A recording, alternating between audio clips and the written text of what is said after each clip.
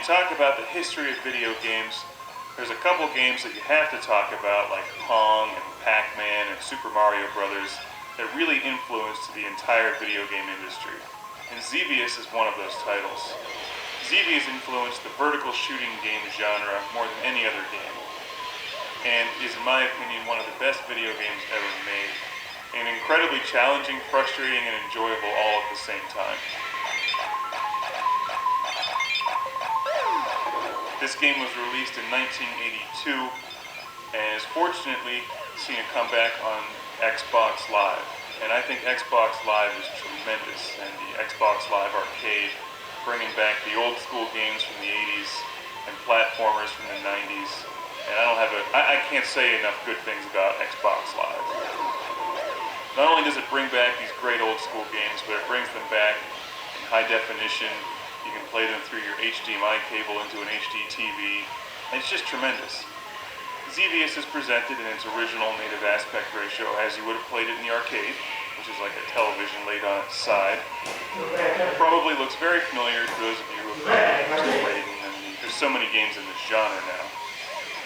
As a general rule, I think they're more popular in Japan than they are over here in the States. And I think that's unfortunate, because I personally like this genre a great deal. It's challenging, it's fun. As you know on this show, I love being the lone, daring starfighter against countless enemies, impossible odds, on a questionable, vague mission that usually doesn't matter anyway, because what's the point of this game is to get through it, to have fun, to rack up points, and to shoot things and watch them blow up.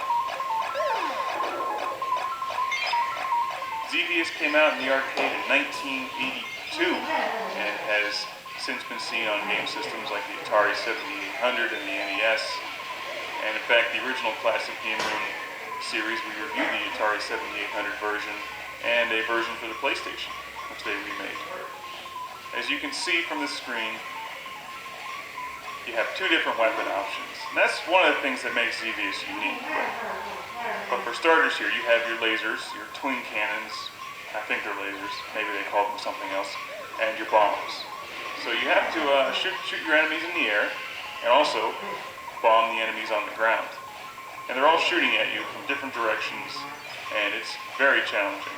What makes this game decidedly different from Raiden 3, for instance, which is one I recently reviewed, is that you can't power up your weapons to have this arsenal that fills the entire screen with your weaponry.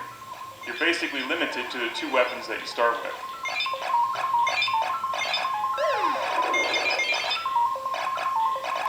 So instead of getting that massive, huge shotgun burst of red bullets that most vertical games have, or a special weapon that you can blow up and then eliminate all enemy fire when it's about to kill you, you really have to rely on some serious skill in dodging the enemy fire. Now, I generally forget the story of Xevious. You can find it online, I'm sure. But you do encounter a couple bosses as you continue on in the game. And wave after wave of enemy, the variety of enemies changes on you. And my favorite part of this game, something I've loved since I was a kid and played this on my Atari 7800, is those spinning metal plates that come at you. At the time, those were just amazing. That kind of graphics in a video game was just unbelievable. Xevious was way ahead of its time. And you can see why it influenced this genre so much. Just these simple things like the little tank boats in the water. You can't just bomb them. You have to actually lead them with your bomb and hope that they run into it. So it requires a lot of skill to hit all the enemies in this. Rack up serious points. And with Xbox Live, of course, they give you the added incentive of going for gamer points, which are addictive and a lot of fun to collect for no apparent reason. But the other great thing about Xbox Live, of course, is you can see how your score ranks up against everybody else and friends of yours. What's really incredible about Xevious is that this game came out in '82, and it really doesn't look any different from newer games today. Maybe it's slightly different, but I mean, there's only so much you can really do with a two-dimensional vertical scrolling game. before it starts getting ridiculous. And I'm not a big fan of adding in all those three-dimensional polygons and crap floating all over the screen. I think keeping it simple like this is the way to go. And that's why I like Xevious so much in games like Raid 3. Now, I'm generally not a huge fan of using the Xbox 360 controller on this game. It's definitely challenging. I prefer the arcade-style joystick and buttons, but you know, what are you going to do when you just don't have a stand-up Xevious arcade machine in the basement? Xbox Live is about the best thing you can have. So it does require some skill to hammer away at the button, and also remember to bomb your enemies at a precise time. This is not a game where you can just hold down the fire button. It does give you an option to do a manual shot where you just fire at the rate that I'm firing at now, and also I use my other trigger to hold down the auto fire. So if a wave of enemies comes at me, I hold down that trigger and it lets off a machine gun burst of shots. But you cannot just hold down a consistent auto fire for the entire game. And for whatever reason, the music, although it just repeats itself over and over again, it never gets old. And maybe that's just because Xevious is that awesome. Here are the metal plates. And just look at those. 20 years ago, that was incredible.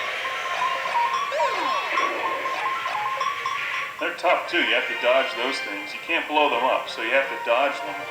And then the enemy fire is coming at you, and then you get caught in between the enemy fire and the spinning metal plates, and it kills you. I love to see the resurgence in arcade titles on Xbox Live. And they don't cost much on Xbox Live. A game like this is only about $5, and it really has infinite replay value.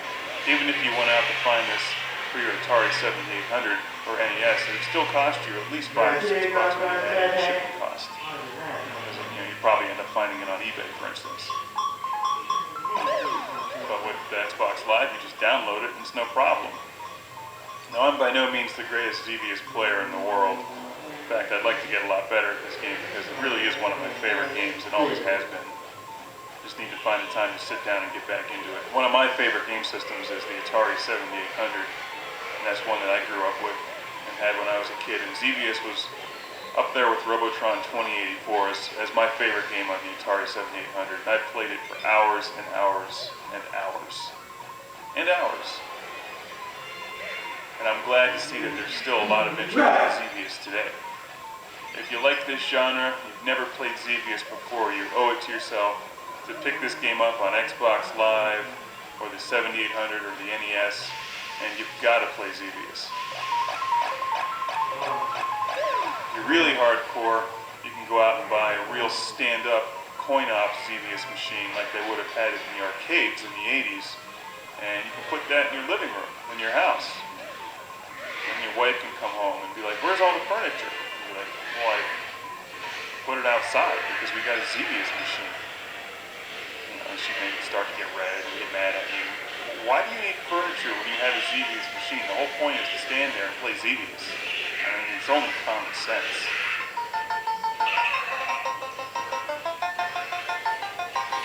It's like replacing your dining room table with the cocktail version of Ms. Pac-Man. You can eat on that Ms. Pac-Man machine and play Ms. Pac-Man at the same time. Hell, of course, Pizza Hut. It's not an item. It's not an item.